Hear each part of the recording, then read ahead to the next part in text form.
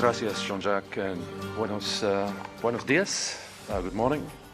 I'm Paul. I'm the chair of the NRO Executive Council. I'm also the head of APNIC, the IP Address Registry for the Asia Pacific. And you might know that the NRO coordinates the activities of the 5 RARs, one of those activities being to serve as the ASO in ICANN. 20 years ago, just 3 of today's RARs were around. Just 3 have been around for more than 20 years. Our system was established through the IETF back in the early 1990s. So it predates ICANN by a good 7 or 8 years. It doesn't seem so long these days. We have a handful of people, as ICANN did, to thank for the invention of the RAR system, including some people we know. Elise Gehrig, the recently retired president of the PTI, was the one who wrote RFC 1366 in October 92, and that established the regional approach to IP address management. Also, the first heads of the 3 early RARs include Daniel Karenberg for RIPE-NCC, Kim Hubbard for ARAN, and David Conrad for APNIC, who is still with us here in the ICANN community today. But I guess most importantly right here and now today is to acknowledge John Postel, who fully supported the establishment of the RARs from the start right up to his untimely, shocking death in '98.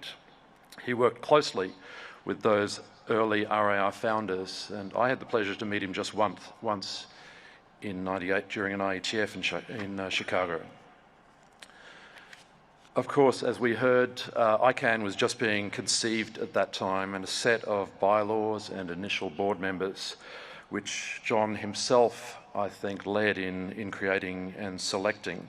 So it was a huge shock to many people to lose him so suddenly. But we have to recognise him as a pioneer whose legacy persists right here all around us. What he created was a key part of what we now accept as the governance framework of the internet. That became the multi-stakeholder model, which was later discovered, not invented, by the WSIS, the WSIS, as the key to the internet's success. And it's the ICANN model that graduated from an experiment when the stewardship of the IANA functions was cut loose finally by the US government just a couple of years ago. So ICANN's evolution continues, and as part of that evolution, so does that of the ASO. So you might know that an ASO review was conducted and released just a year ago.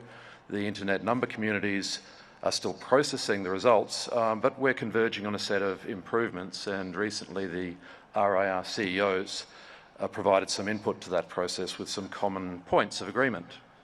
So just briefly, firstly, the RAR communities do share a view that our relationship with ICANN is important and should continue. That's fundamental. But also that it can be simplified with a sharper focus on matters of mutual interest. Second, that the ASO has turned out to be quite different than other SOs in the ICANN framework, and that we don't need to take all of the engagements and work items that are available to us as an SO. Third, there's a confusion, long-term confusion, in the engagement with ICANN under the dual banners of the NRO and the ASO. You may share that with me, that confusion. But that needs to be addressed by consolidating functions under one of those identities.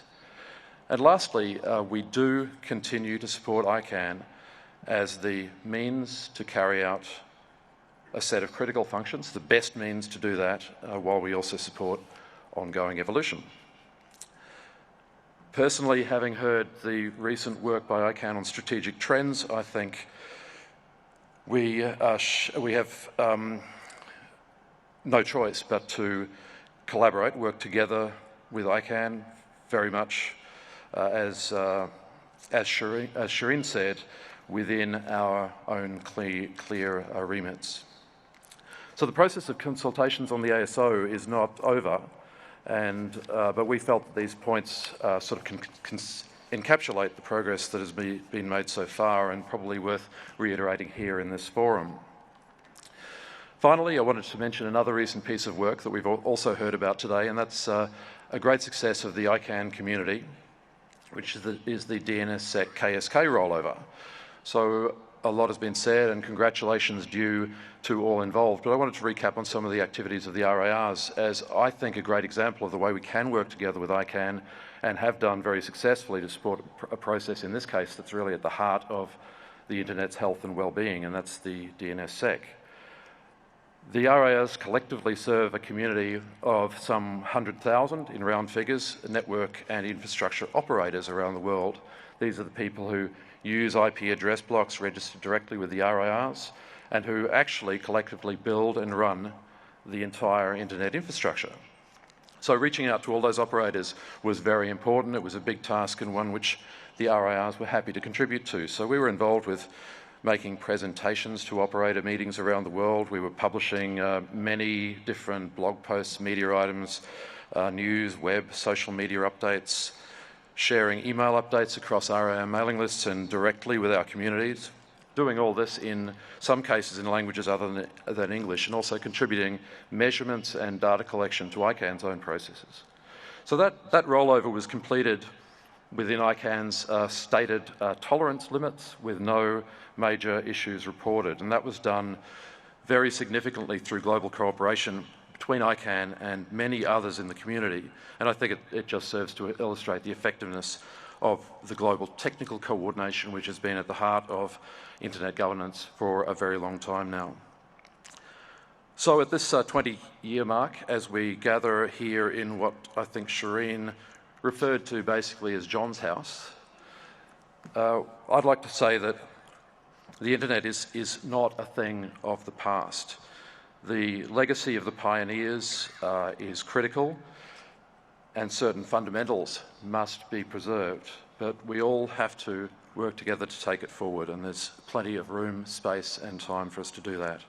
So I think we can all be proud of what we've achieved as we move ahead into the next 20 years. Thank you very much for your time and attention. Thanks.